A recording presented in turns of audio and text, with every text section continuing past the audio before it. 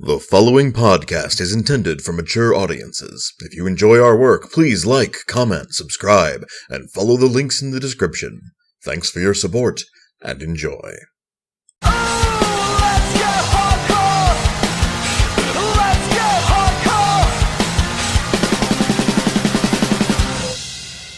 Greetings and salutations, my fellow mutants.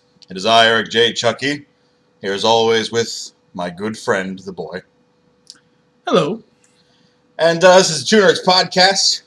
Click all that shit in the description. Love us forever, and we will love you in kind. Today is kind of weird. I'm sure you're coming here expecting us to talk about John Center and his activities in the two W's and an E. However, I have a day job business trip to be going on, and I'm basically not going to be available for the time when we would normally record the podcast for such an occasion as the two W's and an E throwing the party. Well, I even got an email from the network, and I'm literally not making this up. They said that their shit's malfunctioning right now, so if we didn't catch it when it started, we basically wouldn't be able to catch it. Until they fix it, Yep. like over the next week. So a couple things have conspired for that to not happen. So, in an effort to get something done we've been meaning to get done, and have something to talk about for you, listener, we embarked upon an experiment last night. through absolutely legal means acceptable in all countries across this beautiful globe of ours, I came into possession of X-Men First Class. And then on HBO Now, I believe it's called, we had X-Men... Days of Future Past. Yes, Days of Future Past. I keep wanting to insert a lot of other, like, really long titles, like X-Men The World Ends With You, X-Men Tomorrow Never Dies. Like, I don't understand why. It's not like a bit I'm trying to do. And to be fair, that last one's entirely inaccurate. The whole point of the movie is to get tomorrow to die. I guess, yeah. But it's not even like this is a weird, stupid title. Days of Future Past is clever, rolls off the tongue pretty well, and it's a classic comic title. Never for me. It's never rolled off the tongue for me. I have to consciously say that phrase, because if I don't think about it, I add an S to future. You are not the only person. If I don't think about it, it is Days of Futures Past. Because you're trying to maintain plurality? Yes, I'm trying. I think it's my brain trying to maintain plurality, and it's kind of about alternate universes, so that title also makes sense, so my brain doesn't go, wait, that sounds wrong. So I have to, like, very consciously not say that S. Well, I don't think we're going to do our spoiler-free version this time. I mean, we can. It's really short. We can do one and then the other. Sure, And I don't know that we need the 5 seconds of pause, though, so this is your fair warning. Yeah, I mean, The first movie came out 5 years ago. It's well past the goal, the non-disclosure agreement section. Yeah, because Fox sent us anything. Well, I mean, anyway. I will go into great detail about this, but First Class was regularly, frequently, at turns, and by at turns, I mean like how Big Show turns from heel to face and back again. Really incredible, and then fucking awful. For me, I got a really different vibe off Days of First Class. First Class was passable. Like, it wasn't a bad movie, wasn't a very good movie. There were good moments, there were stupid moments, but nothing swung the needle real hard in either direction for me. With a couple of exceptions. Even for me, there were a couple moments that stand out amazing, and a couple moments that were, oh boy, we'll get there. We'll get there, listen. Yeah, like, I have a lot more to say about my opinion here, but We're doing just quicks. Yeah, just quicks. And then, by contrast, I think we both really love Days of Future Past. I think it touches the heels of some of the better, some of the worst Marvel movies, the proper Marvel movies. Stuff like the first Thor film. Iron Man 2. I love Iron Man 2, but it's a... Yeah, I think it was better than Iron Man 2. I think it was better than Iron Man 2. And I'm a guy who likes Iron Man 2, so I'm not shitting on it. Yeah, no, I mean, I liked Iron Man 2, sort of, but, like, I liked the first Thor movie, is a better contrast, and I think it's comparable in quality. It's very different, obviously. But, sure. I really thought it was a very, very good film. A lot of really very well-acted stuff. I Michael Fassbender and James McAvoy, when they were originally cast, I was, of course, the nerd who went, is not Stewart and McKellen. Am no trust. But no, full fair play to you. I was entirely incorrect. Those two, even in First Class, which was a much more mixed bag movie, those two had their shit together. Those two were great. And I honestly feel like McAvoy's performance in First Class was a bit more pure because he was just playing Charles and not... Well, in Days of Future Past, he was doing a really, really good version of Charles from Days of Future Past. Sure. But, like, if you're going there expecting the Professor X you know and love, you're going to see that in First Class. And then once you get to Days of Future Past, it's that character at a low point. Which is a great interpretation. It's just not the same guy. But it's... It is, but it's not. You know what I mean. We'll get there. But I think that's about all we can say without covering the plot in and of itself, which would constitute spoilers if there were things to spoil. Here's a hint: there are X-Men. They have mutant powers. I mean, this wasn't... Kevin Bacon's in one of them. The plots weren't really all that...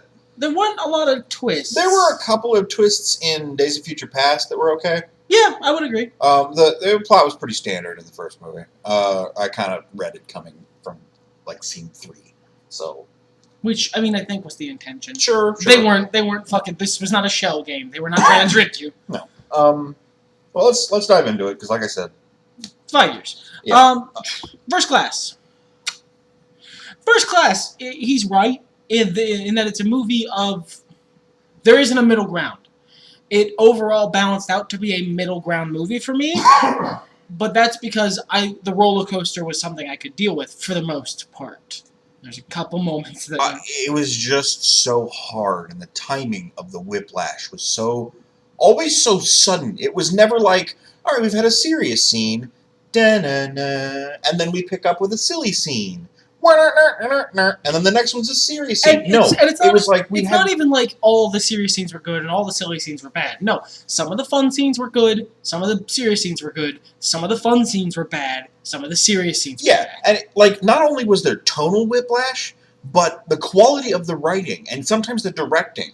I feel like this was two separate parties who happened to make a movie together. Like a dude would write one page and then the other dude would write the next page. And they didn't consult very much. And one of them was much worse at his job. Because, like, some of the dialogue in that movie is just god-awful. And some of it is amazing. And this is where my inherent nerd tendency to skew towards the negative comes into play. So I need to put it out there. I didn't dislike this movie at all. I had a fun time with it. I can't come down on a decision. I'm not setting this up for the cunning finish, but it so happens to fit, because the movie didn't.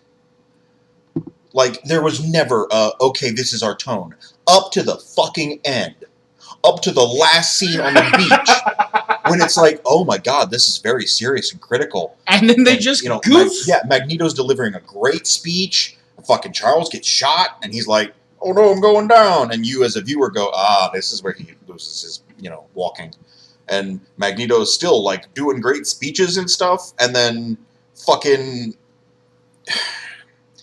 Raven delivers this balls line with balls delivery on top of it. Jennifer Lawrence, I'm sure I'm going to give her the benefit of the doubt and say she delivered this line exactly as she was directed to. Well, and you kind of have to.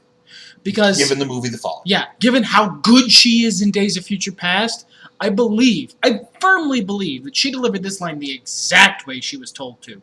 So I blame the director who told her to deliver that line as if she was fucking Thor. Like, it's just fucking very serious, very, like, pivotal moment happens. A very tense and negative, but ultimately kind of affirming of their relationship moment between Raven and Charles happens. And he's using Raven because of nerd rage things he's going to get into later, I'm sure. No, it was just the name that popped into my head first. But I'm using it because in this movie, she's not Mystique yet. Sure. That's kind of pivotal in the in the second movie. But she's, it's a very, very emotional thing that happens. Is Raven looks between Magneto and Charles, who are at odds, and Charles is on the ground injured. And in this continuity, she's Charles' sister. They've grown up together. Charles took her in when she was homeless and not actual sister. Yeah, no, not blood related. But they're as good as family.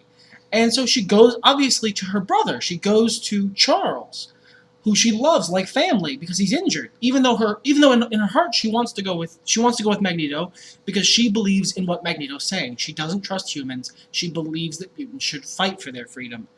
And in a very short little maybe 10-15 seconds, but really really well acted, James McAvoy and her have this little back and forth where he says, no, you should go with Eric. It's what you want. And that's really really poignant. And then fucking 5 seconds after that, it goes from this very heartwarming but bittersweet moment between two characters who you've spent the whole movie with and grown to really connect with, and friend Beast, remember, mutant and proud. It's the weirdest, and I'm not exaggerating. She doesn't say friend, but otherwise, I believe as you put it last night, it sounds like she's trying to sell you a Toyota. That's the slogan for whatever product she's selling, and Beast needs to buy it. It's the worst line read of mutant and proud. See, the thing I just did, just saying it like a regular human is better. Well, and the "and" doesn't help. And that's not just me being an English stickler. She wasn't talking to Beast. She wasn't engaging with Beast. And she wasn't engaging with anyone. It wasn't like they were all going back and forth, and then she goes, oh, and Beast. Oh, and. Would even be better. Yeah, and Beast. That's better, because that gives you an entry point into the sentence. Just, and Beast. That makes it sound like Shakespeare in the fucking park. It's just the worst line with the worst line read. And it just fucking snapped the whole movie on a twig for me. Well, and I mean, what does it even fucking mean? I get that she's trying to say you should be proud of the fact that you're a mutant, not ashamed of it, because Beast in this movie, which we'll get into a little bit more in a minute, is a shitlord. He was only a shitlord for 10 seconds. The rest of the time, I can understand his character arc just fine. He's a shitlord for probably about 2 minutes, not collectively. That's fair. I only really count those 10 seconds. Sure. I mean, that was over the fucking clip. But regardless, I get what the point is, but in terms of script writing, in terms of film direction, what they are delivering is so, and I used this phrase so much last night because we were making laughs. I'm going to try not to overuse it now. Was so ham-fisted. Was just so punch it down your throat. This is the thing you're supposed to like. So much of this dialogue. They're cramming you. They're just throwing anvils at your head. Yeah. They're throwing the heaviest possible messaging that they can possibly think of right at your cranium. And it's so deeply unnecessary. Yeah, because even if you're trying to get kids to watch this movie, which I mean, not really, given the rest of it. No, it's a hard PG-13. And even then, it's not even well done to get the message across to children, because here's the thing. Children, even if it's for children are stupid. Nobody needs to be hit over the head this hard. Or rather, I'm sure some people do, but probably not a big enough margin that you should make your movie with that in mind. Probably not a big enough margin of your viewership. That you should make a movie with that in mind. But, I mean, regardless, whatever your intention was, your execution failed so miserably because it was so transparent. They might as well have, fucking had Sonic Says at the end of it. We're bitching, but this movie had points that were just so good. Yeah, brilliant stuff. Michael Fassbender as young, svelte James Bond Magneto is just fucking Eric Lensher is, tied, honestly, for best character in this movie. If I may finish, however, because I wasn't done on the beach.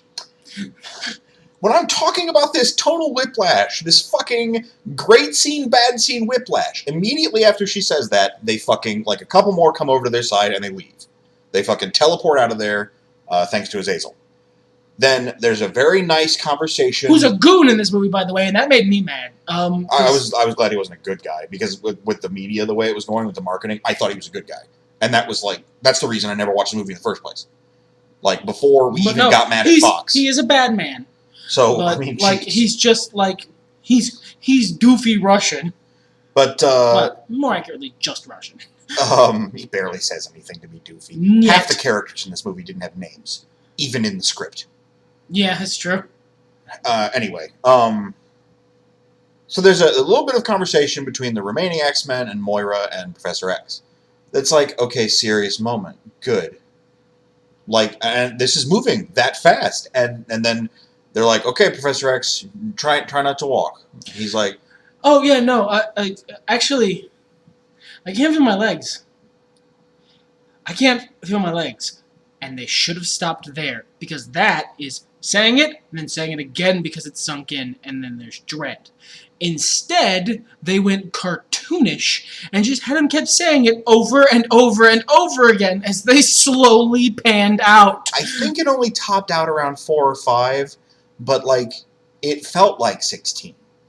Because each one after, you stop at 2, each one after that counts for like 7. Because it's instantly retarded.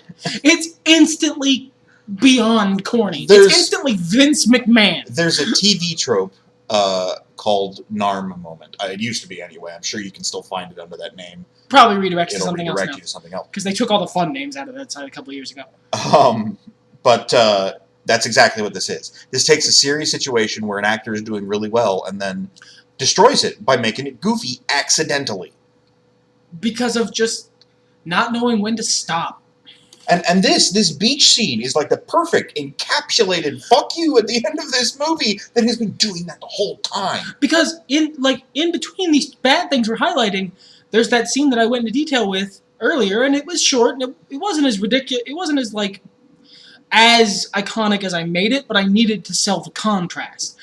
But then there's, right before that, in between that, there's an amazing speech from Magneto, who sounds like Magneto. He sounds like Eric Lenscher, leader of the mutant resistance, and he's amazing. Before this, there's the final confrontation between Sebastian Shaw and Eric Lenscher, and it is a payoff. It is such a good payoff for Eric's entire character throughout the movie. And then they have this stupid bullshit in between. And the whole movie does this. The whole fucking movie. I don't know. Let's talk about some good stuff, because we've been kind of hard. This has been, talking about how they're bad about the tone, bad about the pacing, etc., etc.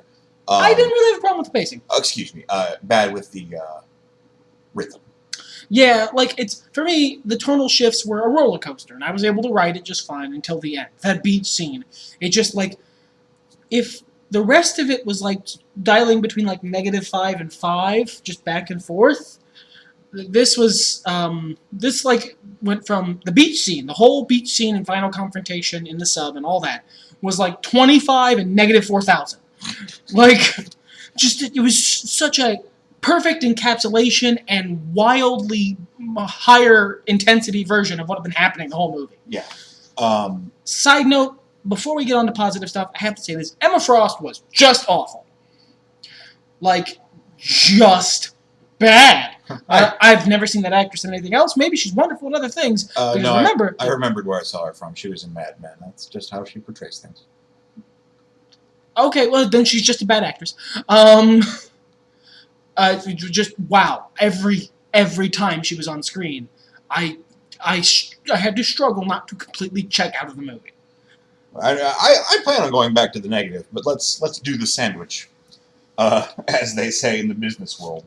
I highly doubt that. Yeah, the compliment sandwich?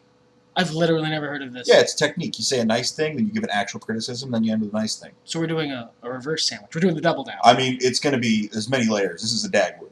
I see. I don't know where it begins and ends, so... So positive this is a quantum Dagwood. Positive stuff is mostly character-driven. And the actors. Yeah, the actors, the actors do the best they can with the material they are given. Sometimes they're not given the best material, and they manage as well as can be expected in that circumstance, minus Emma Frost. Kevin Bacon is amazing as Sebastian Shaw. He does a lot to really convincingly portray ultimately bonkers, but driven and powerful individual. Oh, I loved Kevin Bacon and Sebastian Shaw. I wish his sideburns were more. Like, if they were never going to use him again, I wish he would have gone to complete Sebastian Shaw at one point. That's all. That's the only complaint I have. That's a fair complaint, honestly. Yeah, the characters and the actors are really good. For the most part. I mean, there's a couple that were really marginalized. What's that guy's name? Oliver Platt? Yeah. Yeah, his character didn't even have a name. He was Black Suit Man. In the script. In the credits, he's Black Suit Man. This is a pivotal character in the fucking movie, and he doesn't have a name.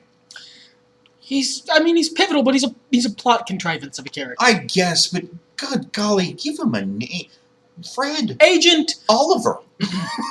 Agent Oliver. Agent Oliver. Fuck. They're done. Black suit. Really, guys? Come on. Because like the whole fucking movie, I'm sitting there going, did I miss this guy's name? Which tells you all you need to know about the screenplay. To be honest. Yeah.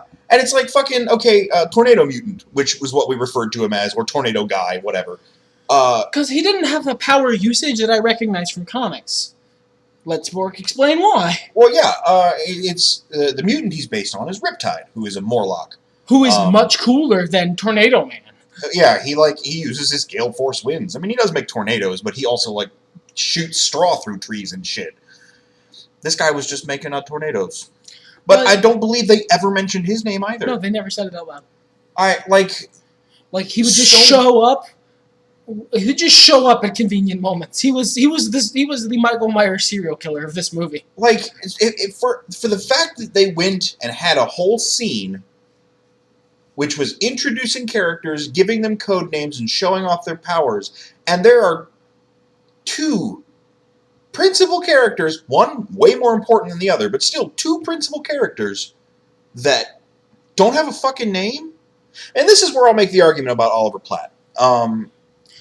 He's the Agent Coulson of this film. Oh, he was very winning, but well, no, but also his death is supposed to inspire them. No, I don't think so. Because it wasn't lingered on. It just happened. I suppose, but he was just a guy who died. He was a guy amongst many other guys who died. I guess. I mean, he should have been though. He was the nice guy. In fact, that's kind of the weird thing. They build this guy up. It's like, yeah, this guy believes in Professor X. He believes in the mutants. He believes in what they're doing, and he wants to help. He's got all this technology. He's willing to compromise. He's nice. He's not mad that Professor X keeps rolling his mind. In fact, he seems kind of pleased by it.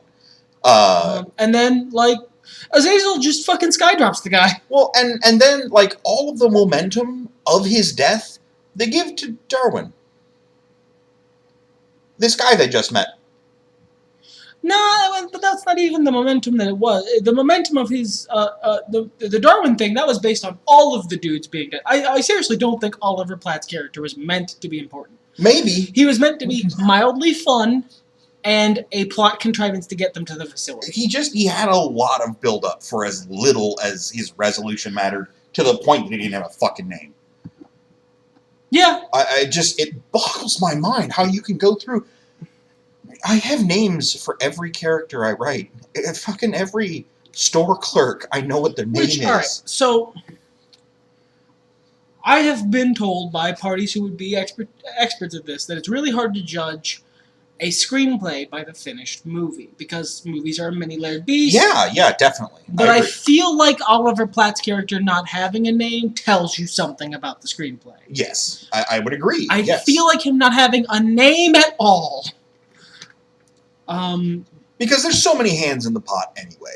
I'm almost positive this movie had multiple writers. It wasn't just Bryan Singer. There was one or two other people. And probably some ghostwriters, and probably some fixers, and probably then some... people on the directing staff who were like, I don't like this, and the producers who were like, let's take this out. Movies are a many-layered beast. No, I get that. But, good God, y'all. What is it good for? This is one of those times when... I'm not going to say it spoiled the broth, but there were too many cooks in this kitchen, and you can taste it. I love the way they used the 60s motif. Parts of this felt like an love some of the way they use the 60s motif. Well, they made that okay.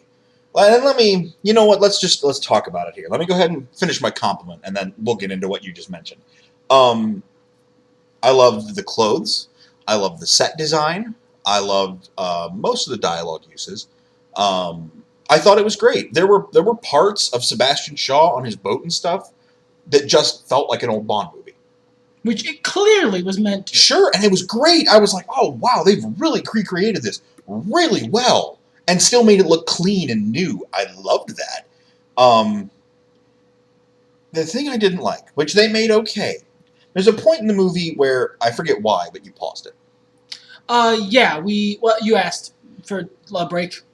No, I mean, you paused it first, and then I realized that we weren't halfway through the movie yet. Because we were streaming it to the television from my computer. Oh, yeah, and your email kept and going I off. had my work email up, my day job email, so it kept, I was, in the middle of getting a bunch of emails for stuff, so I had to pause it and close it on my work email. And, like, it was just after the scene where they all show off their powers, which was an okay scene, a little silly, but whatever. I wasn't happy about the note it ended on with Professor X all like, gosh, can't believe you fucking teenagers. But whatever. You're embarrassing me in front of, what's his name? I think what you're supposed to be getting across in that scene is he had just complimented them. Yeah, no, I feel that. And talked about how great they were, and then they show up and they fucking destroyed everything, and they're having like a wild '60s party. Yeah, I get that. I think they just played it a little too heavy. Come on, guys. And then you get to hear Sass Nito, which is always great. Yeah. Anyway, the Havoc. Before they give him his little focus and train him, the way he makes his Havoc powers work is they're arcs of energy. They're like big curved arcs that he has to like throw out from himself. That he summons up with a combination of like an actual proper punch with your hip and your shoulder and everything going into it.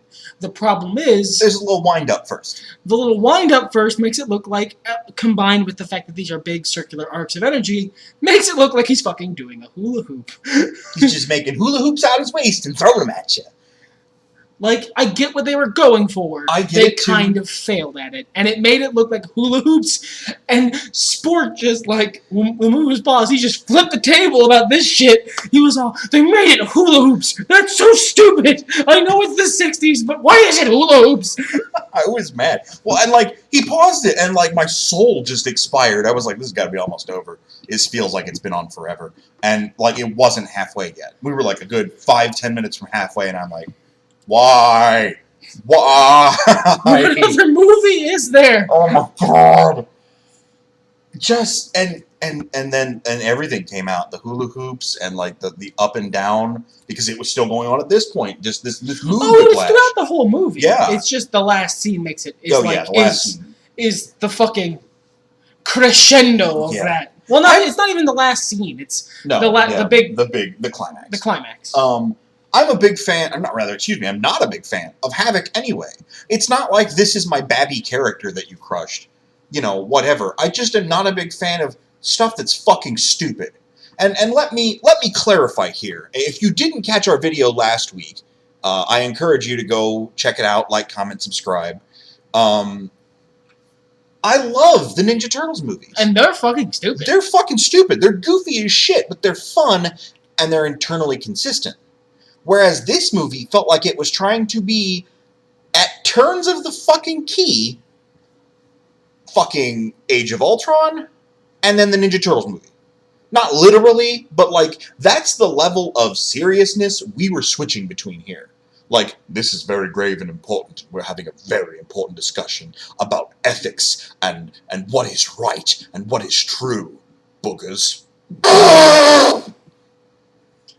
He's being a little. No, hyperbolic. Nobody said boogers. I will fully admit that. He's being a little hyperbolic, but like it was actually honestly usually ham-fisted ass dialogue, and that they took entirely seriously, but like that didn't help. Like no, and there were weird character moments, and like But the best part was there were weird character moments. There's one moment I'm thinking of that was a really weird character moment that kind of fell out of sync with the rest of the movie. And one of the other characters commented on it, and it made me laugh out loud. What was that? There's a scene late in the movie when Raven has been she is. I mean, because Magneto never really even manipulated her. He just offered another opinion. Yeah. He's like, or maybe humans are shitlords. Just put it out there. Just put it out there. Yeah. And she's so conflicted that at one point she comes into the room, to the kitchen where her and Charles first met when they were kids, naked, like Mystique usually is. And it was made clear throughout this whole movie that Mystique in this movie wears clothes. She doesn't have to because she's Mystique, but she does wear clothes. So it's a bit out of character for her to suddenly be naked again. And Charles comments on it. He's like, "Oh, put some clothes on. What's wrong with you?"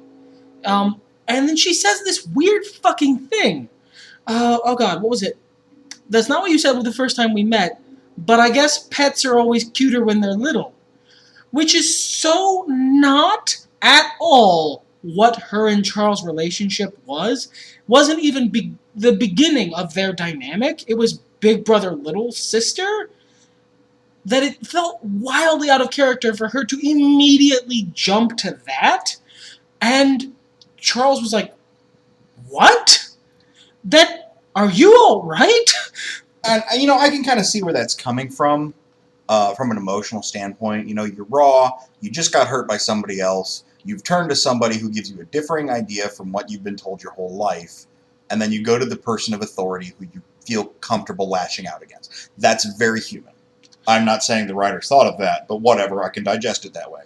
The thing that makes it weird is then Xavier gets all stupid about it. Which, again, is out of character for Charles. He dips into, no, don't look like a mutant. That's gross. Mutants are gross. Don't be a mutant. Those are the worst. Which is not what he's been saying this whole time. No. I mean, beyond not being his comic self, it's just not the character we've been built to understand. In this movie. It seemed that whole sequence, and this brings us right into the problem I think both of us had with Beast. There's a lot of stuff in this movie that seems designed to that seems to be pulling characters away from their comic book styles, pulling characters away from their more traditional interpretations for the sole purpose of giving Jennifer Lawrence's character pathos. Because that's not how Charles Xavier acts. Beast, even as a young man, wasn't comfortable with himself, but he was never mean to other people. No, he was a little ashamed, but not even that much. That was what's so great about Hank in general, and why he made such a good part of the X-Men team, is that the guy was hard to get down. And this one is much more ashamed of himself, which is fine. That's a good character note to add, especially for a young man, and to help provide contrast later as he sort of embraces his animal nature. I get it. But then when he, this whole time he's been talking about how, Raven is beautiful and unique and blah, blah, blah, because he's clearly a nerd and he's clearly got the hots for her. And then she, is her natural self in front of him, and he goes, "No, you're an uggo." That's not what he actually, says something. He dresses it up in, overly logical, analytical science speech. Not even as much as you'd like. But, he says, basically, "No, we're uggos. We need this magic non-uggo juice to fix us." Well, and, he goes above and beyond that point. That's the part that especially bothered me. He's like, "Look, it doesn't matter what we think. You're never going to be conventionally beautiful if you look like that, or if I look like this, whatever." And then says, "See, you're not beautiful right now." And then she changes back, and he's like, "Now you're beautiful." And it was switching from the passive sort of people aren't going to accept us mentality to I want you to look like hot Jennifer Lawrence, not blue Jennifer Lawrence. Yeah, that was it's one that's out of sync with Hank up to this point in the movie, and it just seems designed as a way to get Mystique and Magneto together and to give Mystique pathos. Which, if you wanted Mystique and Magneto together, you didn't need to do the false lead with Hank and then switcheroo us. Just just do the fucking thing where they get together. Yeah, That's fine. He's charismatic, kind of older guy. He's got, his And he shit accepts together. her. And he accepts her. Yeah, that's not hard. That's good. Why did you add the extra layer if you're going to use it to fuck up another character? It doesn't do any good. It's cruft. It's extra information that we don't need. Well, and like that wasn't even the big point for me. The big point for me was a few scenes later after Beast does his injection. It doesn't work. He turns big and blue instead of just having monkey feet. And like he meets up with everybody. And this guy who has shown awkwardness, sure, but never a misunderstanding of how people are talking. Jokes, sarcasm, insults. He gets like a really genuine compliment from Magneto. Yeah, he's like, you look good. You never look better, man. Never look better. And he's like he's even making the generally accepted, I am being serious right now and complimenting you face. Like and then I actually kind of like that moment because that's very clearly, it's designed to show that it's more than a cosmetic transformation because Beast does have that rage. I guess. And it's designed to show that maybe, he's a little raw about it. There's a misunderstanding. Sure. It's a misunderstanding, sure. And they even, they even highlight that it's just a misunderstanding because Beast, grabs him by the throat and lifts him up and says, don't mock me. And they get him to put him down. And the Magneto's like, I wasn't! What the fuck, man? Screenwriters, what do you have against Beast? Why if you make him a dick? And I'm hoping that, well, not even hoping because we saw the sequel and it wasn't even a factor. He was just back to Beast. He was still a little different, but he wasn't as bad as he was in the first movie. Which that characterization issue in general brings us back to a couple of points we mentioned previously in this podcast. Emma Frost. You found her performance wooden? Wooden, bad. Very bad. I could go into many different details as to why bad, but if you think of in your brain, what would make a bad acting performance? Just assume that I mean that also. She's just very, very bland. She's bland, wooden. Her delivery is weird and off-kilter. Her line reads are always, confusing. In that I'm confused that's the take you went with. And you know what? I'm wrong. There's exactly one time in that movie I bought that character at all. She's mind-fucking, both in literal and that she's messing with him, and that she's convincing him in his mind they're fucking some Russian general. The Russian general from Lord of War is what I kept doing, because that's who he is. And then she's cuts over to her, obviously the real her, sitting, watching him grope the air. Grope the air, but she clearly knows why. And then she's just eating a cracker, a weird, communion cracker. It's like a little Melba toast. And just, pathetic. That was the one good line read of her entire thing. Everything else, she sounded like a bad actor. Because not an emotionless person, not like someone who's cold and distant, not like a robot, not like anything you could act well. Just a fucking child's pageant actor. And it was just got awful. I didn't get that bad of a vibe from it, but that's because I wrote it off because I've always seen Emma Frost like that as a character. If she's not being overly sultry, if she's not being Miss Fortune from League of Legends with the vocal fry and the teasy voice and all that shit. And the weird extra pout lips. Yeah. Then she's so empty that it doesn't matter. That talking with her would be like eating bread and vitamin D milk. No, the other one. 1%. It's just and maybe it's just a bad vibe I got because of she might be a good actress who was given those directions. Maybe. Those exact directions.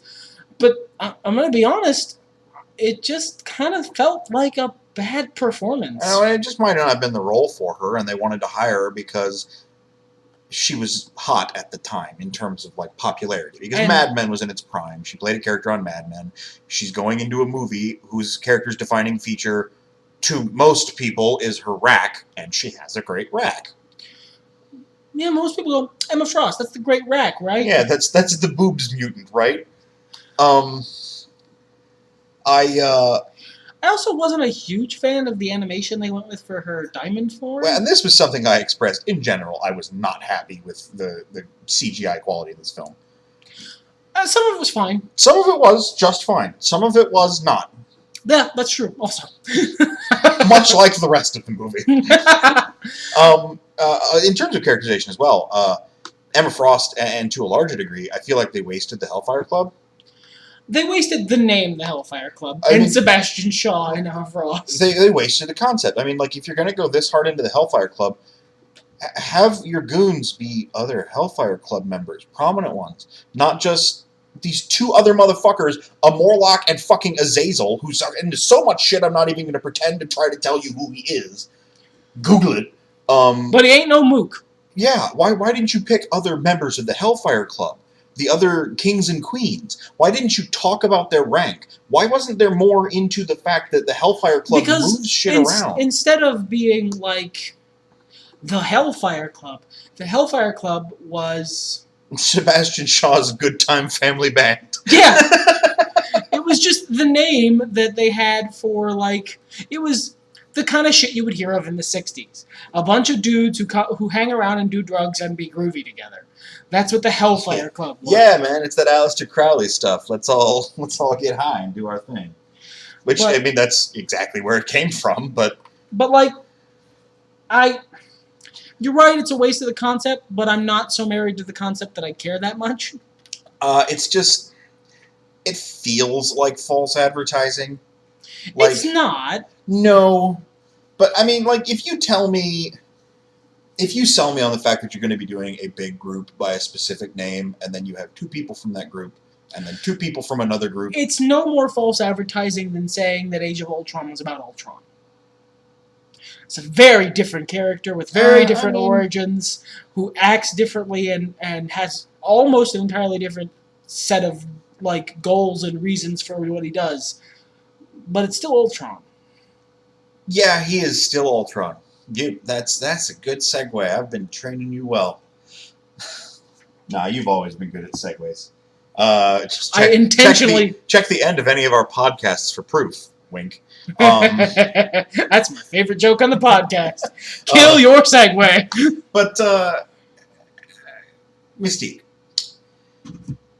and Beast as well fits into this classification. I don't nerd rage much. You guys know this. I don't mind different interpretations of things because you have to iterate on a creative property, you know, when you make it. Because if you're not making it your own, then why are you doing it? You're not creating. Yeah, why are you doing it? Why are you making a shot-for-shot remake of The Omen? That's not necessary.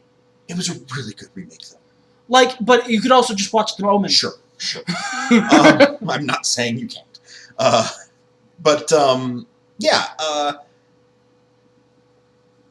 There's a point you can cross, and the Avengers films cross it with the character they refer to as Black Widow. And it gets crossed here with Beast, and it gets crossed here with Mystique. That where you change the character enough that, in your estimation, that in my opinion, they're not the same character. That you might as well have used a different character. Like, and in a lot of properties, you know, I can't fault them for that.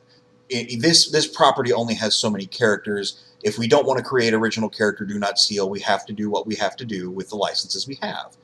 Fine. I argue you maybe should have come up with a different story, but what the fuck ever. I'm not in your movie. I don't know what the deal is. But this is the X-Men. There is no shortage of sexy ladies. But none of them have shape-shifting powers. And no. None of them are... Yeah, actually, one of them does. They made a movie about her later and never even mentioned her shape-shifting powers. It's Deadpool's girlfriend. Right, but that's an quaternary character. But first off. Secondly... excuse me, you're right. We need to focus on the good ones like Riptide and Angel Salvador. Both secondary characters in the movie, both not played by Jennifer fucking Lawrence. Yeah, I mean, it just... That is one of your marquee characters of the franchise, one of the biggest characters in the first trilogy, one of the marquee characters in people knowing who everyone knows who Mystique is. She has brand recognizability. They wanted someone for Jennifer Lawrence to play. Jennifer Lawrence is very physically attractive. This gets her naked in blue makeup. There's 1,000 reasons why this was always going to be Mystique. I never thought it wasn't. I'm not saying I don't get why they made the choice. I do. I don't like why they made the choice. And I don't like the changes they made in the process. Is the character bad? No, I found her very compelling. I really like her. She's just not what you expect. Not what you want. Not what I signed up for. When you see Mystique. And the same thing with Beast. I was so excited, especially after the fucking perfect Kelsey Grammer Beast they had in X3. Like, dude, X-Men properties have this weird... They have a mutant power. There are people, actors on this earth, for like every X-Man, who were born to play that part. Maybe not everyone. I don't know if there's enough actors on this earth. Fair. But like, it happens. They have some of the X-Men movies have the best examples of perfect casting after Robert Downey Jr. Like, they have Sir Patrick Stewart as the thing when, hey, we're making an X-Men movie. Cool, you're gonna get Patrick Stewart for Professor X, right? Like, yeah. And then they went, yeah, we are. Oh, good. Ian McKellen as Magneto, perfect casting. Kelsey Grammer as Beast, perfect casting. When I heard they were making Beast, when Beast was going to be in a movie, that's going to be Kelsey Grammer, right? And it was. And then Ryan Reynolds, who, as I've said many times on the podcast and will say again, was born to play Deadpool. It's this weird happenstance. When they get it right, they get it so right. And then sometimes they cast Halle Berry. I appreciated that they killed her off so violently in this. I cheered a little inside. I'm not gonna lie. I was happy, but mostly that she agreed to it. Like, good show, Hallie. But for the moment, back to the first one, First Class. Beast was not. He was a smart, and he turned into a blue. He had the right powers. He wasn't the same He guy. wasn't Hank.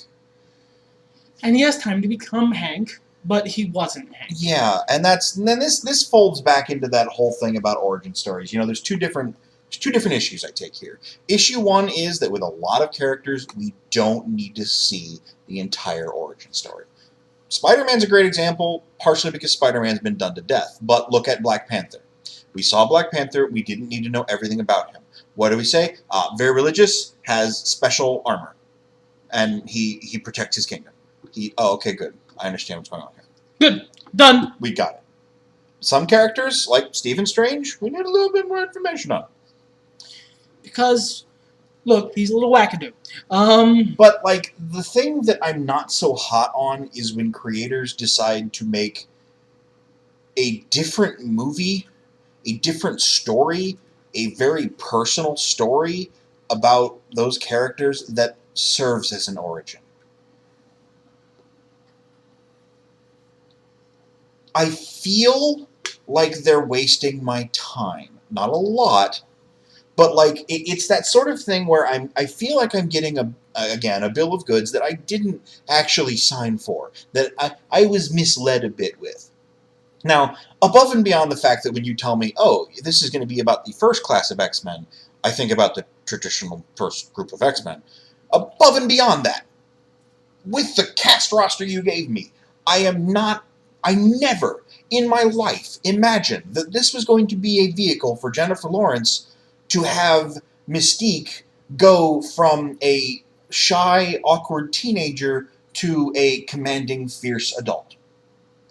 This, like, X-Men First Class was not sold to us as Mystique's coming-of-age story.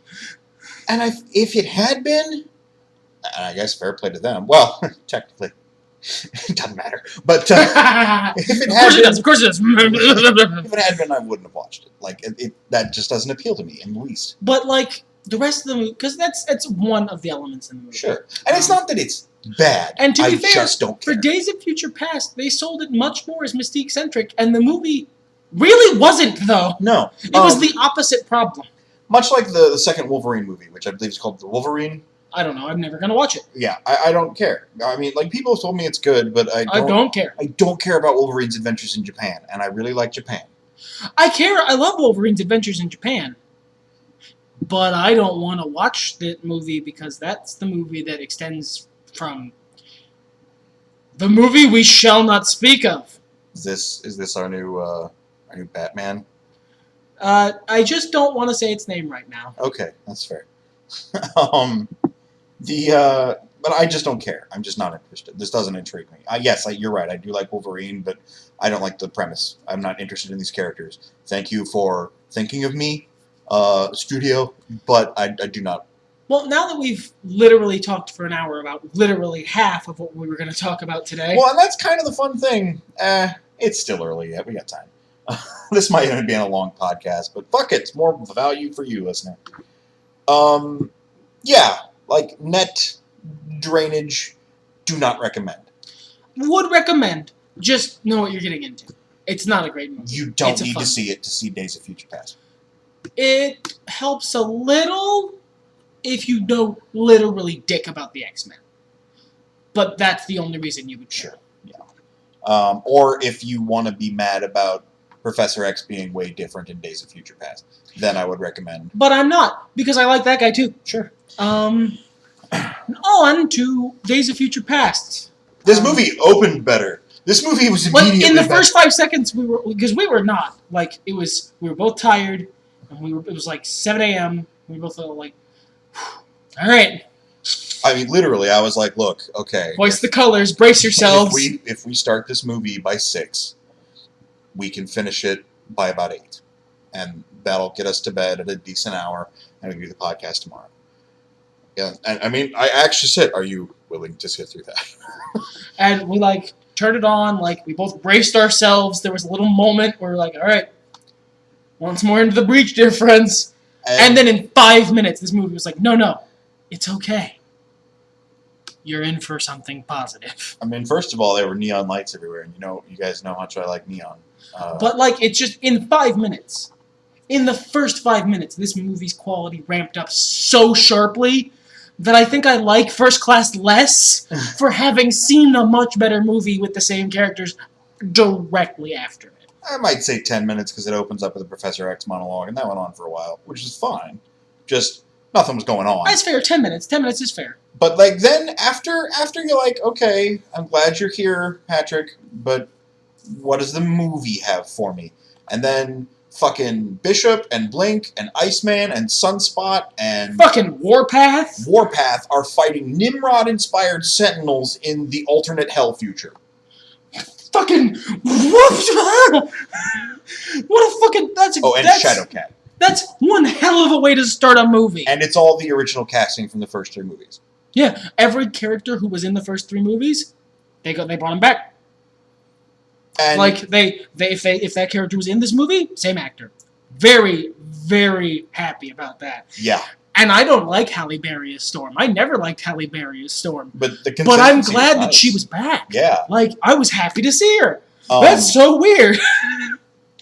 I was like, there's this thing, listener, I don't know if I've talked about it before. If I'm not in a theater, I have a hard time watching movies. Less now that I'm gainfully self-employed. It's not so gainful. Please donate to my Patreon. But typically, I have a hard time watching movies. I like to be doing something else. Just big ADD thing. But if the movie grabs my attention enough, I will gravitate toward a place where I'm just watching the movie. I did that about partway through First Class, not because I cared, but because my ass hurt. You sit in a chair long enough, you just I stretch my legs out. When we started up the other movie, I came back over here and I fucking started playing Marvel Heroes.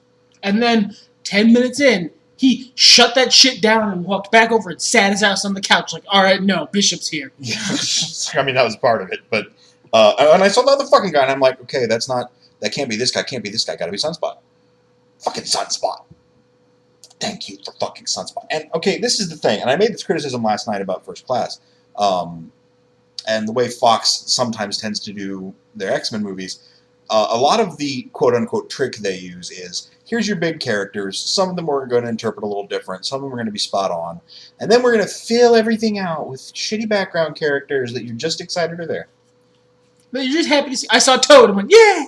I mean, and they did the exact same thing here, except I would say for 75% of those, what appeared at the beginning to be shitty background characters, by the end of the movie, they fucking paid off. Like, we got to really see Blink using her powers. Like, very creatively, in such a good way. We got to see Bishop using his powers in a really creative way and doing cool stuff. He had a wicked cool death scene. Yeah, fucking Sunspot and Iceman both doing really cool shit. Like, Toad didn't do much, but it was nice to see him. Toad wasn't in much of the movie. And I don't think Toad was the original actor. I suppose we do need to... But he was from the past timeline, so... Like, he wasn't that same Toad. No, he wasn't. Yeah, that's true. And they never named him. They named the other one Toad. This was just a much more genuine interpretation of the character Toad. Maybe it was wasn't just... Maybe it wasn't old, yeah. It was Toad. It was Toad, yeah, the goggles. It was Toad. But, like... It was, and all right. Fun fact about me, listener. Toad's one of my favorite X-Men.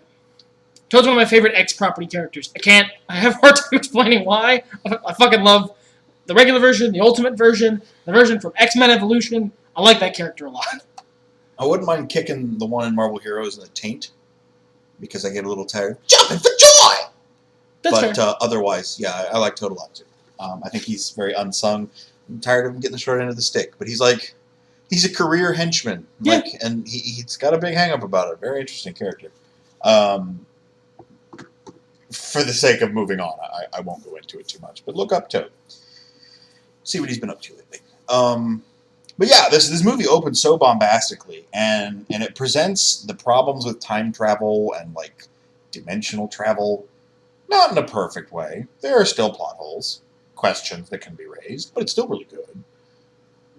I think they establish their time travel mechanic in such a way as it closes any plot holes in and of itself. Except for the part at the end where Wolverine wakes up. Like, why didn't he have also the memories? Why didn't he already have the memories?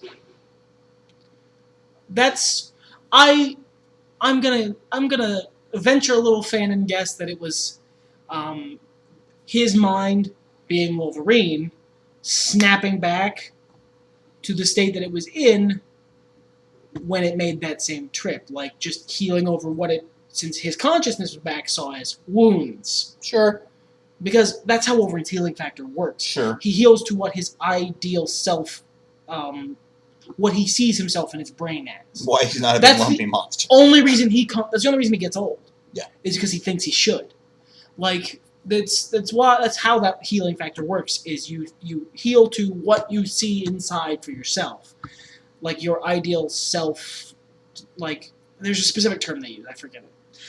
So it would make sense that his brain would heal those wounds, which Professor X can most likely fix, because that's his deal. I'm not saying it was a bad choice. I thought it led to a very good moment. Bookend. But it was still... It made me for a second go, why? How did this happen? Well, they sell that that's what's going to happen. Sure. They mentioned beforehand that that's what's going to happen. Sure. I don't even feel like we need to get into the plot too much. I mean, we didn't get into the plot of the first one too much. We did here and there, like dribs and drabs, but like it's mostly because our problems with the first one weren't with the plot. No. And the plot for Days of Future Past is a time travel plot. So it's a little wonky, but perfectly serviceable. It's great. It's well done. But that's not why I like the movie. I like the movie for the character moments. I like the movie for this is why I had to give Jennifer Lawrence the benefit of the doubt. She was fucking great in this. She was fucking Mystique in this. I mean, she might not have been an assassin, literally speaking, but...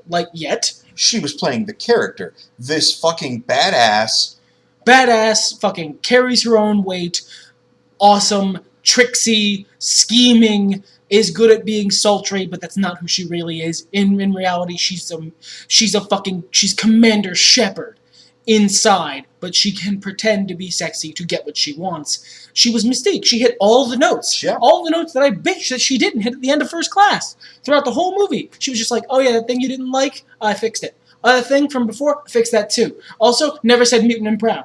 Bam, bam, bam. Done, done, done. It's just, she was so good. She was so good as Mystique in that second movie. It was fucking phenomenal. She went up to the same class of fucking Michael Fassbender, James McAvoy, Jennifer Lawrence. Great casting. Yeah. I was really happy with it. I was thrilled with it. I thought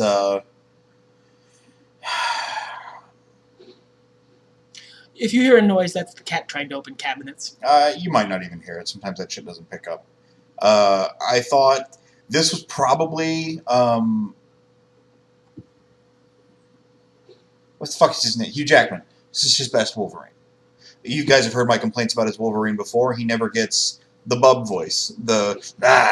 He doesn't do that. He's always like, He got the bub voice a little bit during the first big fight scene in this. And he did it. He did a really, really good interpretation Yeah. of this. This Wolverine is altogether a more together guy. Sure. The comics Wolverine, but when pushed in this movie, he got to that place. Like in the beginning, Charles is being a dicklord. He's being, a shitty junkie, because in the comics, if memory serves, he was just a junkie. He was just on heroin. They make it like science heroin that gives him his legs back in this movie, which I think is a neat twist. When was he on heroin? Like in Days of Future Past. Oh, Part of the story. I am not as familiar with Days of Future I Past. think it's been a while. Well, I liked that they drew from like some Savage Land shit, because when Professor X went to the Savage Land, yeah, he lost his powers, but he could also walk. Like, I like that for whatever reason, his legs working breaks his powers. But that's not how it works. No, but like it always seems to be that way. Sure, yeah. So I guess because if you nerf his mind powers, Just now for balance, sad guy in a wheelchair. well, you nerf his mind powers, so now for balance he can have his legs back. I guess. Like that's just a balance patch. Yeah. But how best to explain? Hold on. Your point kind of threw me off. I don't remember what I was talking about.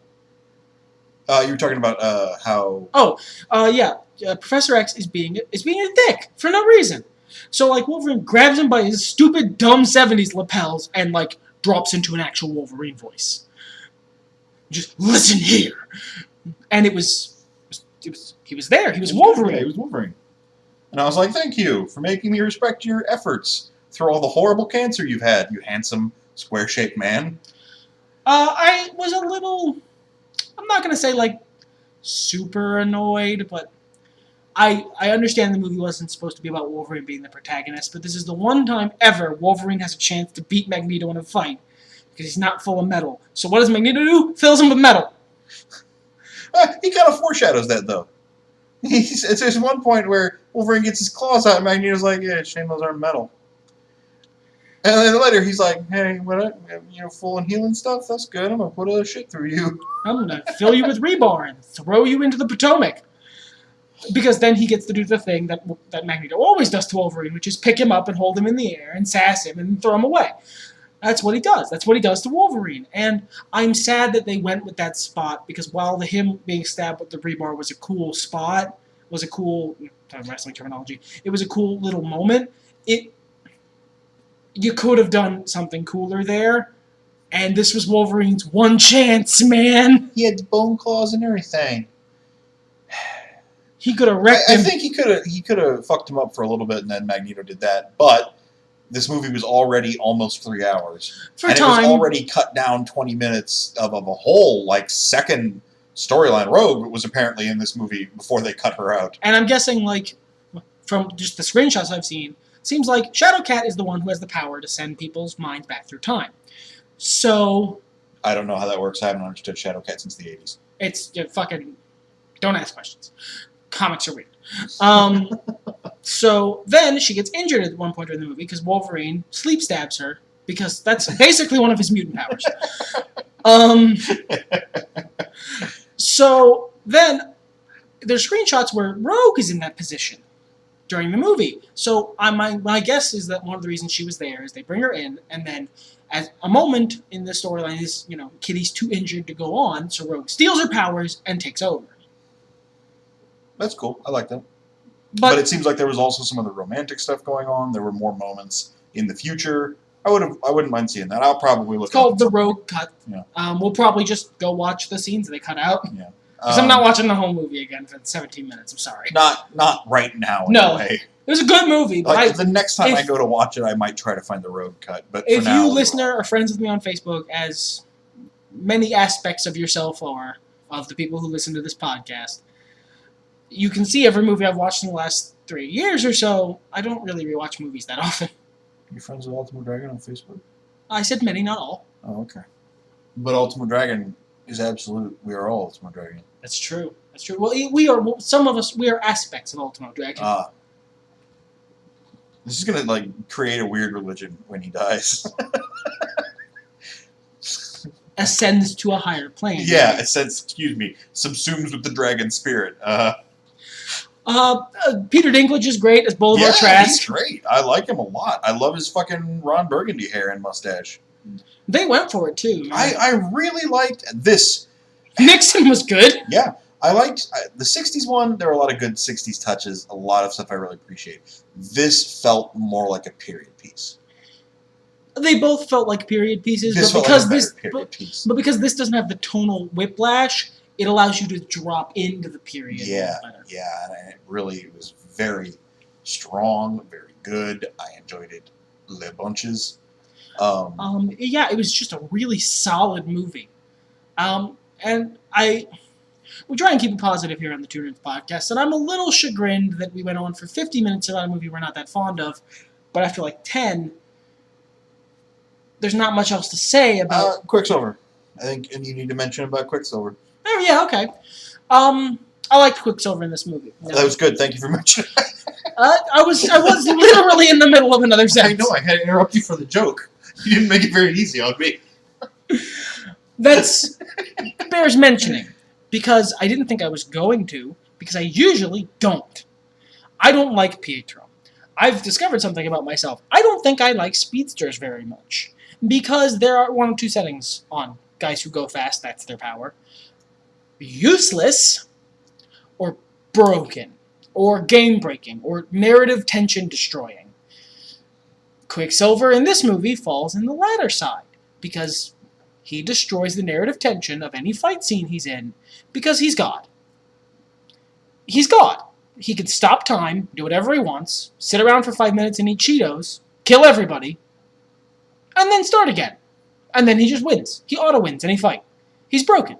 But I like him anyway, because the performance was very winning. The shit he did was very funny. There were good gags. And then they shuffled him off the movie before the actual important shit went down. All good choices. Weird blue hair and eyebrows, I thought was a weird choice. Also, I agree. I like Age of Ultron Quicksilver a hell of a lot more. Because Age of Ultron Quicksilver actually struck a balance. He was useful and not broken. Mm-hmm. I was so surprised. That's literally the only speedster I've ever seen hit that balance.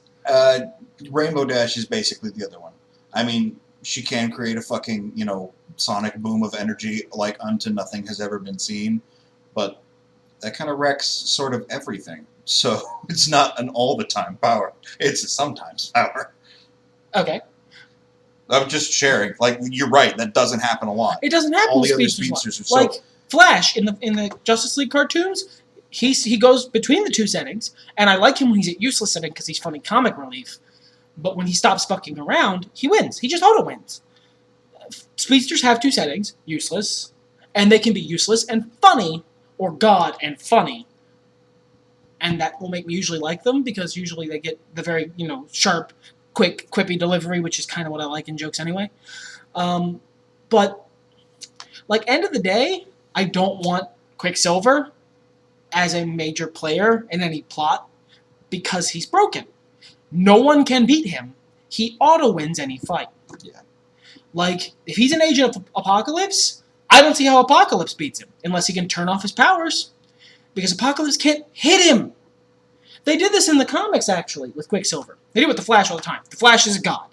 Flash is God. He delivers God-like punishments to his enemies because he's a deity. But I mean, and the difference we're talking about here, even between Quicksilver, even this Quicksilver and the Flash, Quicksilver goes the fastest. He can slow down time to the point where he can leisurely do what needs to be done. Mm-hmm. The Flash can vibrate so fast that he walks through walls. Or goes back in time. Or literally takes the speed of someone else so they never age and can't move and they're a statue now, Susan. And then he places them in front of an actual statue of someone they killed as an eternal punishment for doing so. He's an angry, vengeful god. Yes. Quicksilver is like an angry, vengeful demigod. More like a playful, puckish demigod, actually. And he destroys the tension of any scene he's in. They did this in the comics. There's a thing in the comics, I forget the name of the character, but he was a guy who could literally see into the future. He won every fight he was in against even people like, high-end combat guys, Lady Deathstrike, Wolverine. Everybody beats Wolverine, I know, but still. And high-end, well-trained, very powerful Marvel characters, because he could see into the future, and he was strong enough to hang, so it didn't matter. It didn't matter how good you were at fighting. He saw what you were going to do, and he just beat you. He had Robert Downey Jr. powers from Sherlock. Basically, but even better. Yeah. I think it was connected to a staff he had or something. I don't quite remember. And then he fights Quicksilver. Quicksilver just wrecks him. Just immediately and instantly wrecks him. He even snarks at him as he does it. He goes and breaks his arm, breaks his leg, does it again. The guy breaks one of his fingers just for a goof. Just picks the guy apart piece by piece. Punches him right in the face a couple times. Not hard, just hard enough to get the message across. And says shit it doesn't matter if you can see the future. You're not fast enough to do anything about it. You see that I'm going to punch you, but your reaction time is so slow that you can't change that. And he's right. I don't see how Quicksilver doesn't wreck Apocalypse if he's in that movie. If he's a major player in the fight against Apocalypse, I don't see how he doesn't just win. Because it doesn't matter how strong Apocalypse is if he can't hit him. You can't beat what you can't hit. I believe that's the principle behind Sonic the Hedgehog. It's a big, slow, Andre the Giant versus Muhammad Ali. Andre's big and strong. That fight would be over quick and Andre wouldn't win. You can't hit what you can't catch, motherfucker. Yeah, I mean, yeah. And it's what a lot of people complain about Superman, but even worse. That it's not interesting. Because Superman is fast and strong. So they don't sell how fast he is a lot, which allows people to outsmart him because he's not faster than thought. In the comics he is, because in the comics Superman he's actually God. In DC, everyone's God except Batman, and yet Batman is smarter than God. And yet Batman still wins, because Batman is also... DC makes legends, DC makes fables, not characters. But... At least they do when they're doing it right. I think Fables was published by... Oh, fuck you. Yes! But... And this is me bitching about speedsters in general. That's the reason it's speedsters that have this specific problem, because they're only fast. So, the writer goes, all right, so what can you do by going fast? And then they just keep making him faster and faster and faster and faster and faster until there's no narrative tension anymore. Right. I don't care. I still liked Quicksilver in this movie. He was still good. They used him right as a limited engagement thing. A plot device that was fun to watch. And he had a really good line. A really good line that sold the limitations, quote-unquote, of his power. Which was, they're going to open this door. Then they're going to shoot us. He's like, I know, that's what I'm counting on. And he gently, caresses the back of Magneto's head. And Magneto just doesn't move. He's just like, what are you doing? I'm holding your neck so you don't get whiplash. What? Whiplash. Just... fucking top bands, mate. But it doesn't matter because essentially in a movie about fighting dudes, if you move so fast that you can move around bullets at your leisure, while listening to a fun Jamie song and chewing a gum, who can threaten you? I agree, Train. I know that picked up because I can see the waveform. But I still like him in this movie. He was still used really well, and his sequence was still really cool. Yeah, I liked him. I prefer the other one. Yeah, I prefer the other one because the other one strikes that fucking mercurial perfect balance. And I think that may be why they killed him, because they didn't think they could keep doing it. Maybe, yeah. Anything else to say? The design of the Sentinels didn't feel super 70s. Not the Nimrod ones, but the ones that showed up at the end of the movie. That were. I don't know, those big fucking circle vents. The vents were pretty good, and like the face was okay, but a lot of the rest of it, I was like, I mean, It still has to look like a Sentinel. Sure. Well, no, I don't think it looked enough like a Sentinel. The Sentinels don't look very 70s, my man. No, they're very 80s and awful. They're ugly. They're ugly purple jackass. Fond Thanks. of the default Sentinel design. I liked this more than the default design. I don't know. I wanted a little bit more familiarity. I wanted it to be a little bit more of a nod when you got these fucking super cool, perfect Sentinels in the future, and then You want them to look. I like that they kind of look like prototypes. I can accept that. Like, clearly Boulevard Trask, he's not actually ready to go, Yeah. but he's like, no, he's got a big swinging dick in his head, so he's all, no, it's good, we got it. I got science, I'm better than mutants. No, sorry, buddy. Magneto has robot controlling rebar, I guess. I really liked his character point. He has this conversation with a young Stryker. And he's talking about how he's glad mutants are around because it's the biggest chance we have at achieving world peace. Because they're a common obstacle, as he puts it. Yeah. The fight against our own extinction. And you know what? As much as that's kind of a shitty, evil way to look at it, that's a very honest way to look at it. That is a definite, honest character motivation that you can understand. Yeah, I like that a lot. I like that Magneto takes things too far. I like that he's still Magneto, but when it comes to it, he's so consumed with, A, being in solitary forever, but B, his rage and whatnot. His rage, and he's a creature of rage and vengeance. They sell that really well, and his thing, as you put it, like in the comics, is his thing is he goes too far. His thing is he doesn't know, all right, Magnet, time to stop. Dial it back. Because there was even a thing where I thought Magnet had an amazing plan. It was, make the Sentinels attack everyone. Magnet comes in, defeats the Sentinels, saves the day. No, he just turned the White House into Thunderdome for some reason.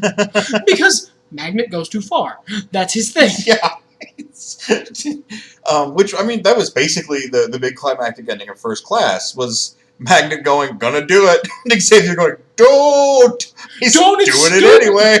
No, they fired all the missiles at us. That's true, that was really shitty of them. Don't fire them back.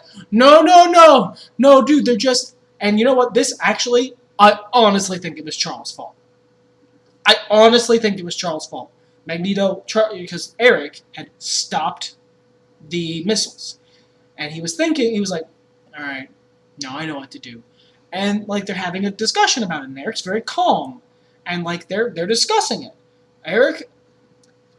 There's not really contemplation, but I think Charles could have talked him down.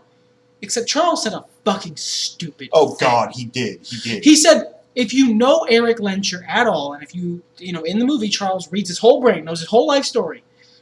Okay, I'm going to give you a pro tip, listener. If you're ever up against a godlike being who spent his youth in the literal Nazi concentration camps, maybe don't sell him on giving someone mercy because they're just following orders. What the who fucking does that? Did you, Charles, did you secretly want him to fire the missiles? Because I don't think you could have said anything more perfect to get him to do it. You know what would have been a better repeated line at the end of the film instead of I can't feel my legs? I fucked up. I shouldn't have said the orders thing. Fucked up. Any combination of words, just complete word salad so he thinks maybe you've gone crazy, would have been better than, no, there's good men aboard those, thousands of men aboard those ships. They're just following orders. Who the fuck says that to a concentration camp survivor? Who the fuck is so deaf and blind to reading the situation that they do that? Wow, I get it was an emotionally tense moment, and that's how you felt? Read the room, buddy. Yeah.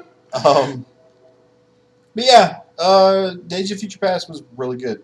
Ace's movie. Yeah, just very, very good movie. And again, as I was talking about, it wasn't so much a bookend, I guess, but because they kept the future plot running throughout the whole film. But at the end, getting to see everybody, getting to see the entire old cast was just what a winning situation. It just and then felt getting good. to see Halle Berry get stabbed really violently. Also a winning situation. Halle Berry's Storm, and no, it's not because she killed Toad. It's because of the line. It's because of the line. She's not the worst Storm. I'm sorry, 90s cartoon Oprah is not. Everybody gets a lightning! That drives me nuts. Oh god, it's so weird. That's the reason I don't hate it. Because it's so weird I can't. I respect. I just I've seen many a black person in the 90s. None of them talked like that. Except Oprah. Just Oprah. Just Oprah. And not even Oprah was that weirdly pretentious. Because it's not, she's actually, you know who she is? She's fucking Gaia from Captain Planet. Nobody says, I call upon the winds to defeat my enemies. Dude, what the fuck? You're a mutant, not a sorcerer. Nobody talks like that. Doctor Strange? Yes, Doctor Strange calls upon the wind to defeat his enemies. Because he's a goofy dork. And he has to kind of talk like that because he's a sorcerer. You're the mutant. And you know what? That is the good part about Halle Berry Storm. She uses her powers like a fucking mutant would. She just does it. It's just a mutant power. Magneto doesn't have to say, by the power of magnetism, I bend the rebar. No, dude. Just call the lightning. Just call down a storm. It's fine. And I'm sure it comes from the comics in a certain way where, calling your attacks. Yeah, you have to explain what's going on. It comes from having to explain during the cartoon what the fuck Storm is doing. Because she's not shooting lasers. If she didn't do the Oprah thing, she would just be holding her arms up, and then the weather gets bad. I don't know. I feel like once an episode you can be like, bitch controls the weather. Every comic is someone's first. Hey, Storm, could you use your weather control to do a thing? During this mission, we'll need Storm's useless ass because she controls the weather. He's not a fan of Cyclops. That's how he delivers all of his lines. Have we said this on the podcast? Have we given the Cyclops versus Leonardo? I think we might have said it last week. On the Ninjas, the Cyclops versus Leonardo dichotomy. So mad. So mad. Even in the end of Days of Futures Past, when Logan is like, oh my god, Jean, I didn't have to murder you. Oh, I can resume my fucking laying in bed in full costume, stroking your picture. I can resume my Jorah Mormont-like epic friend zone relationship with you. And then, the Dario Naharis that he is, he's about to, touch her face. Just touch her face. Because he loves her so much. And then, no, Jorah. You don't know. Fucking that is the exact dynamic. Wolverine is Jorah Mormont. Jean is Daenerys Targaryen. She is the young, fiery, magical woman who he is just the moon for. The part where I'm going to have to disagree with you is I don't think Cyclops is Dario Naharis. I think Cyclops is Reggie from Archie Comics. He's just a douche who has, trust issues. And, side note, this is complete X-Men drive, and you've heard on the podcast, I'm not the biggest X-Men guy listener, but I never got why Jean was with Cyclops. She's a bright, usually very charismatic, fun individual, or dead, or in the middle of a weird existential crisis. But when she's just being Jean, she's just nice. She's a nice, fun individual, and she's with this fucking Chad. Yeah, exactly. She's the straight-A student and the captain of the fucking volleyball team or whatever, because she's not a cheerleader, but She's the bookworm. She's the homecoming queen. She's the prom queen. So she's with the quarterback. But like, and the quarterback is this monster. No, I've met quarterbacks. Most of them are actually pretty nice guys. Yeah, maybe not quarterback, but like it's the classic teen trope. Yeah, where the really nice girl. I'm putting forth that it's a bad, inaccurate trope because I don't see that shit happen in real life ever. I wouldn't disagree. Currently, we're playing on an X-Men roleplay board. If any of you are interested, leave a comment in the comment section. We'd love to have you. The only hints about Jean being in a relationship are with Chamber pre-face blow-off. And that seemed like it would have been much more well-adjusted than Cyclops, the man who is always angry at all things. Fucking Gambit shows up, and he's like, hey, I found some shit. Maybe we can go do and check this out. And Cyclops is like, fine, go! What the fuck, Why are you so mad? Why? Why are you mad at breakfast? Yeah, why are you balling on bacon, man? You angry at breakfast, Holmes? We could go at this for a while. We're shitting on Cyclops. He's in the movie for maybe 20 seconds. Yeah, maybe. And it's not even that bad. And he has bad. one character trait. He's not even that bad. No, he has one character trait. He's why are you touching my girlfriend? That's don't touch my girlfriend's face.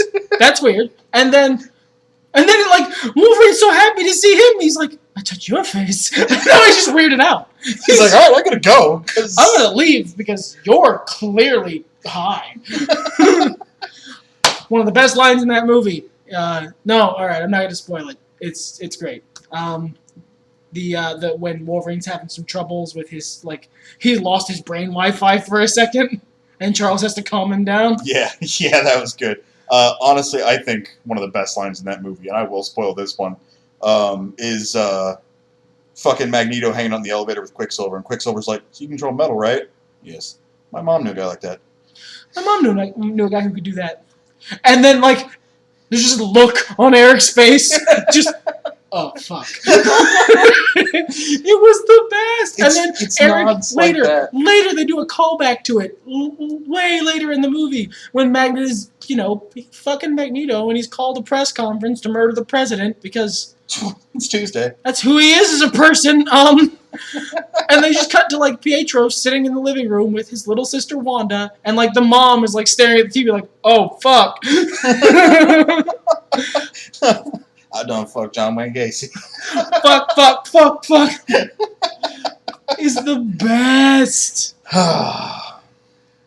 Anyway, I think that wraps us up, don't you think? I would say so. I don't know if we're gonna end up doing the pay-per-view or not. We might do it next week, or we might have something else. For once, we actually have a wealth of ideas. I actually wanted to see this pay-per-view. The card doesn't look awful, but now we can see what the results are, and I can know if I want to watch it. But we have lots of other stuff to actually watch and catch up on, and stuff I would love to talk about with you guys. So, for the first time in a long time, we're not bereft of, it's not fucking, I don't know what's going on, let's read 10 nerdy questions. So, please be sure to tune in next week. I'm sure you'll be satisfied. We'll probably have something cool for you. Yeah. In the meantime, everything's better when nerds talk about it. Fuck it, let's get hardcore! Blood, pain, we're all insane. Suffer head trauma, destroy